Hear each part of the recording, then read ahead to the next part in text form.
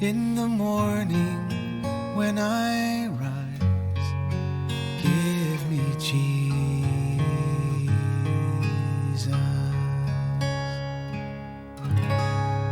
Good morning. Today we're going to look at the ending of the life of John the Baptist. And it's important to know that Jesus loved John the Baptist. They were relatives, and John the Baptist was the one who came to prepare the way for Jesus. There's a real connection here, and we're going to see how Jesus dealt with John the Baptist's death. But this is a recounting of the story. It comes up because Herod saw how Jesus' disciples were going about healing people and people were getting delivered from the oppression of the enemy. There was conversation about how, well, John the Baptist had power for that because he was Elijah. He was a prophet. That's what many said. And Herod was thinking, well, these things are being done because John the Baptist has risen from the dead. Well, that wasn't the case, but that's what Herod thought because Herod was impressed with John the Baptist, even afraid of him. Well, here's the story. Herodias, married to Herod, had been the wife of Herod's brother. John the Baptist said, it's not right. And so Herodias, Herod's wife, didn't like John the Baptist at all, and so he had been arrested. Well, it's Herod's birthday. So he throws a big party, and Herodias' daughter comes in and dances before the king. Well, Herod really thought she was amazing, and so he said to her, I will give you anything that you ask for. Well, she went to her mom, and her mom, who hated John the Baptist, said, I want the head of John the Baptist presented to me on a platter. Well, the daughter, to please her mother, went back to Herod and said, give me the head of John the Baptist. Well, Herod didn't like it, but he went through with it, and so they did kill John the Baptist as Herod had ordered. Well, that message got back to Jesus. Let's pick up this story, verse 30 of chapter 6 of Mark.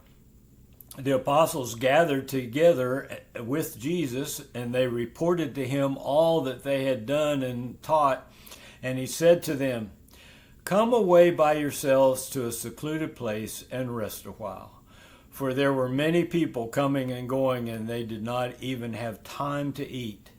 And they went away in the boat to a secluded place by themselves. Folks, grief is a real thing. So, when they came to Jesus and reported how John the Baptist had been killed, they needed time alone, time with the Lord, so that he could bring his love and his peace to heal the wounded places in their hearts. Grief is critical because it just means that there's love in that relationship.